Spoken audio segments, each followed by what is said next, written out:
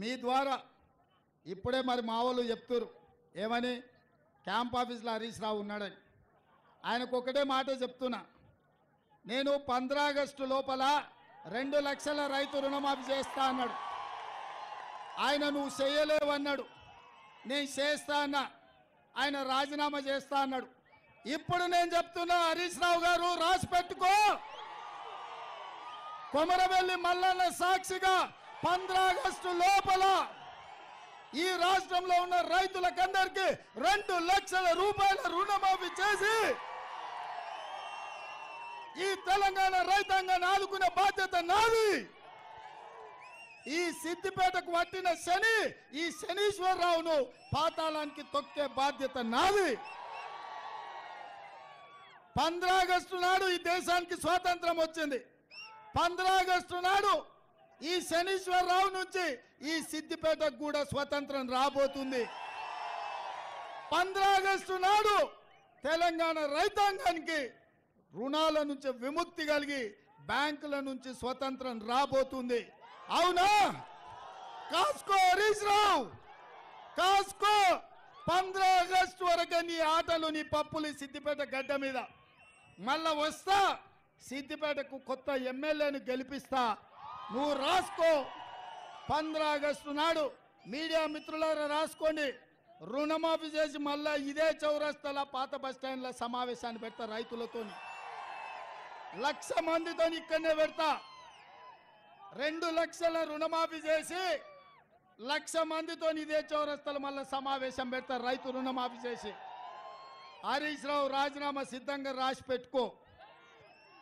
నీ లెక్క నీ పత్రం మొత్తం అంతా తేలుస్తా. ఇక ఈయనది ఇట్లా, ఇక ఆయన అట్లా. మోడీ గారు నిన్ననే మీదకు వచ్చిపోయాడు.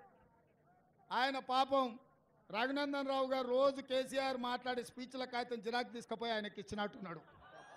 నన్ను తిడుతున్నాడు, గ్యారంటీలు అమలు చేయలేదంటాడు.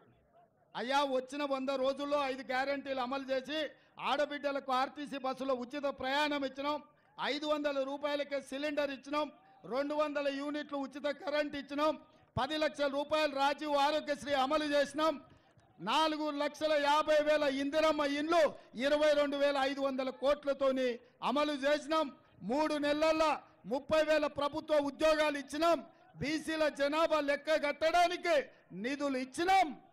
ఈ రాష్ట్రంలో కేసీఆర్ కుటుంబం పుణ్యమా అని గంజాయి డ్రగ్స్ ఈ రాష్ట్రాన్ని యువతను నిర్వీర్యం చేస్తుంటే ఉక్కు పాదంతో గంజాయి డ్రగ్స్ను నేలకేసి కొట్టినాం.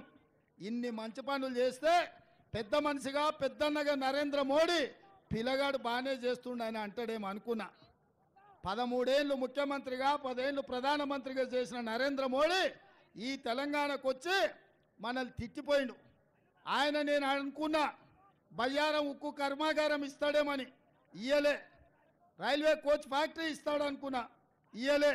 ఇవాళ అందుకే పైకొట్టు, ఇవాళ మనం అడిగింది బయ్యారం ఉక్కు కర్మాగారం, నరేంద్ర మోడీ ఇచ్చింది గాడిద గుడ్డు. మనం కాజిపేట రైల్వే కోచ్ ఫ్యాక్టరీ అడిగినాం, మీరు చెప్పాలి ఏమిచ్చిండో, ఏమిచ్చిండో గట్టిగా చెప్పాలి. మనం అడిగింది బయ్యారం ఉక్కు కర్మాగారం, నరేంద్ర మోడీ ఏమిచ్చిండు. మనం కాజిపేట రైల్వే కోచ్ ఫ్యాక్టరీ అడిగినాం, మోడీ ఏమిచ్చిండు. మనం ఐటీఐఆర్ కారిడార్ అడిగినాం, మోడీ ఏమిచ్చిండు. మనము పాలమూరు రంగారెడ్డి ఎత్తిపోతల జాతీయ ప్రాజెక్ట్ అడిగినాం, మోడీ ఏమిచ్చిండు. అందుకే మిత్రులారా, బీజేపీ ఏమిచ్చిందంటే మీరు గాడిద గుడ్డ అనాలి, మోడీ ఏం తెచ్చిండంటే గాడిద గుడ్డ అనాలి మీరు. సరేనా? రెడీనా? రెడీనా? రెడీనా? రెడీనా? అందరు రెడీ కదా? బీజేపీ ఏమిచ్చింది, నరేంద్ర మోడీ ఏం తెచ్చిండు. బీజేపీ ఏమిచ్చింది, నరేంద్ర మోడీ ఏం తెచ్చిండు. బీజేపీ ఏమిచ్చింది, నరేంద్ర మోడీ ఏం తెచ్చిండు. బీజేపీ ఏమిచ్చింది, నరేంద్ర మోడీ ఏం తెచ్చిండు.